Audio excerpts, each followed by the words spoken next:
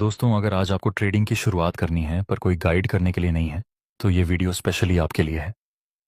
इस वीडियो में हम आपको कंप्लीट रोड मैप बताएंगे कि कैसे ट्रेडिंग को स्टार्ट करनी है, किन किन चीज़ों की ज़रूरत रहेगी, क्या करना है क्या नहीं करना है, सब कुछ। ट्रेडिंग सीखने से पहले आपको सही माइंडसेट के साथ इसकी शुरुआत करनी है। मतलब ऐसा नहीं होना चाहिए कि ट्रेडिंग करेंगे और पैसों को डबल कर देंगे। ये गलत माइंडसेट है। अगर आप इस माइंडसेट के साथ शुरुआत करेंगे तो कभी भी ट्रेडिंग से प्रॉफिट नहीं बना पाएंगे। सही माइंडसेट है कि आप अच्छी तरह से ट्रेडिंग सीखने के बाद मंथली अपने कैपिटल का 8 से 10% बना लें। उसके बाद दूसरा स्टेज आता है कि आपको कौन से मार्केट में काम करना है। अलग अलग मार्केट अवेलेबल हैं जिसमें आप ट्रेडिंग कर सकते हैं, जैसे Indian market, forex market, crypto market. जहां इंडियन मार्केट 9:15 से 3:30 तक ओपन रहता है। फॉरेक्स मार्केट 24 घंटे ओपन होता है, मंडे टू फ्राइडे। और क्रिप्टो मार्केट 24 घंटे ओपन होता है। सप्ताह के 7 दिन आपको ये तीनों मार्केट में एक एक बार पेपर ट्रेडिंग कर लेनी है। उसके बाद आपको जो भी मार्केट कंफर्टेबल लगे उसमें आप काम कर सकते हैं। उसके बाद आपको एक अच्छे खासे ब्रोकर की ज़रूरत पड़ेगी जिसमें आपका डिमैट अकाउंट हो। अगर आपको किसी कंपनी के शेयर्स बाय करने हैं तो सामने कोई इंसान शेयर्स को सेल करने वाला भी तो होना चाहिए। ब्रोकर वह होता है जो बायर्स और सेलर्स को मिलाता है, दोनों के बीच में शेयर्स के ट्रांजैक्शन करवाता है। ये काम के लिए ब्रोकर आपसे कुछ फीस लेगा, दोनों ही पार्टी की तरफ से। इंडियन मार्केट में बहुत सारे ब्रोकर हैं, जैसे ज़ेरोधा, एंजल वन, ऑपस्टॉक्स। लेकिन दोस्तों, आपको अपना ब्रोकर ढूंढने से पहले चेक कर लेना है, क्योंकि आजकल बहुत सारे ब्रोकर फ्रॉड करते हैं। कई ब्रोकर ने अपने क्लाइंट के साथ फ्रॉड किया हुआ है। ऐसा आपके साथ ना हो, इसलिए ज़रूरी है कि आप एक अच्छा और ट्रस्टेबल ब्रोकर फाइंड करें। लेकिन आप शुरुआती स्टेज में हैं, इसीलिए ज़रूरी है कि आप एक ऐसा ब्रोकर फाइंड करें जिसमें ब्रोकरेज चार्ज मिनिमम हो। सपोज कीजिए आप 10,000 से ट्रेडिंग शुरू करते हैं और 5,000 का लॉस हुआ।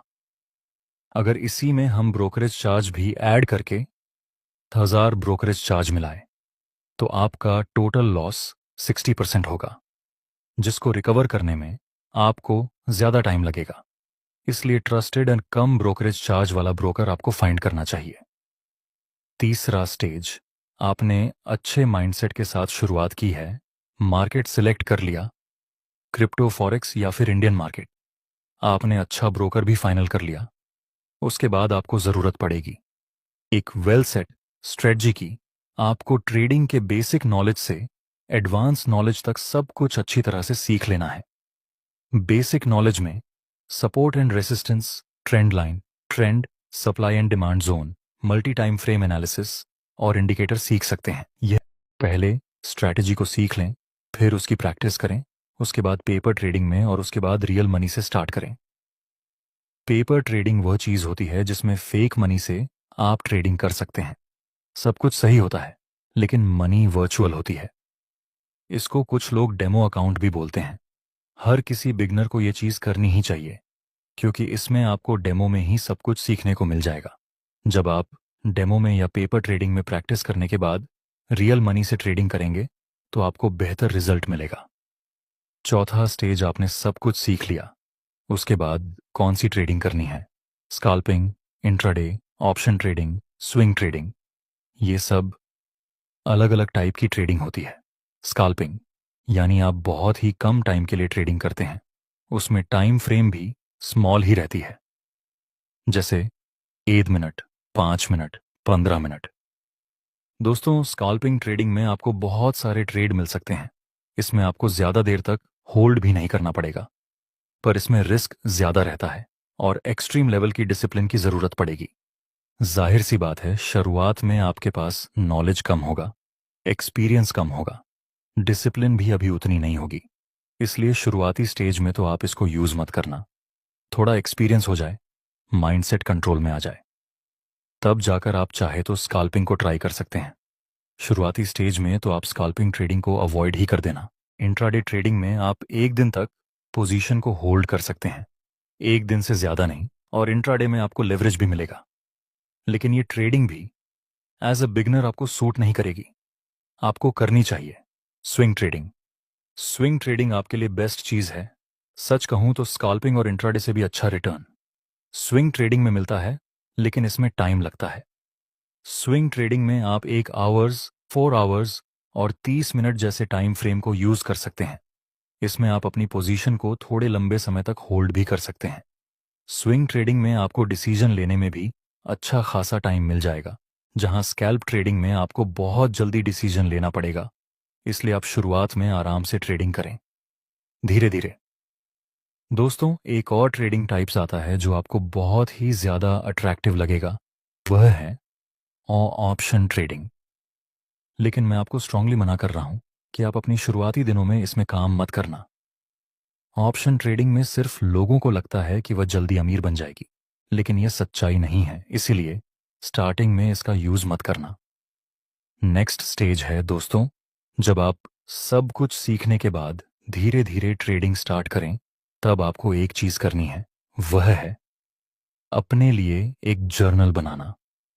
स्टॉक मार्केट में 90% ट्रेडर लॉस करते हैं और 10% लोग ही प्रॉफिट बनाते हैं। मुझे नहीं लगता कि ये 90% लॉस मेकिंग ट्रेडर में से किसी ने भी अच्छी तरह से अपनी जर्नल बनाई हो। अगर अच्छी तरह से जर्नल बनाई होती तो शायद लॉस नहीं होता। चलिए ये समझते हैं एक अच्छी जनरल कैसे बनाते हैं। जनरल मतलब आपको बड़ी बड़ी बुक लेने की जरूरत नहीं है। 10-20 रुपए की एक बुक ले लीजिए। उसमें आप वह सब नॉलेज लिखिए जो आप ट्रेड लेते समय करते हैं। मान लीजिए कि आपने एक ट्रेड लिया, बाय आपको इस ट्रेड में प्रॉफिट हुआ, में आपको प्रॉफिट हुआ और आपने अपनी पोजीशन को क्लोज किया। अब आप अपनी जर्नल में लिखो कि कौन सी स्ट्रेटजी को यूज करने से आपको ये ट्रेड में प्रॉफिट हुआ। आपने उस ट्रेड में कौन सी कंफर्मेशन को चेक किया था, आपका रिस्क रिवॉर्ड रेशियो कितना था और कौन सी टाइम फ्रेम में आपने उस ट्रेड को लिया। आप इस ट्रेड में ट्रेंड के साथ थे या नहीं। अगेंस्ट अपने रिवर्सल ट्रेड किया था, मतलब एक ट्रेड को लेते समय आपने जो कुछ भी किया वह सब अपनी जर्नल में लिख लो। और किसी ट्रेड में लॉस हो तो उसके बारे में तो फुल डिटेल में आप अपने जर्नल में लिखो कि कितने का लॉस हुआ, लॉस क्यों हुआ, क्या मेरी कोई गलती थी, क्या मैंने लालच में आकर ट्रेड कर लिया था, क्या इस ट्रेड में मैंने ज़्यादा रिस्क ले लिया था। इस तरह से आपको अपनी मिस्टेक लिख लेनी है अपनी जनरल में कि क्या रीज़न है कि मेरा लॉस हुआ। इस तरह से आपको जिस ट्रेड में लॉस हुआ और क्यों लॉस हुआ, ऐसी गलतियां फाइंड कर लेंगे और अपनी मिस्टेक्स को रिपीट नहीं करेंगे।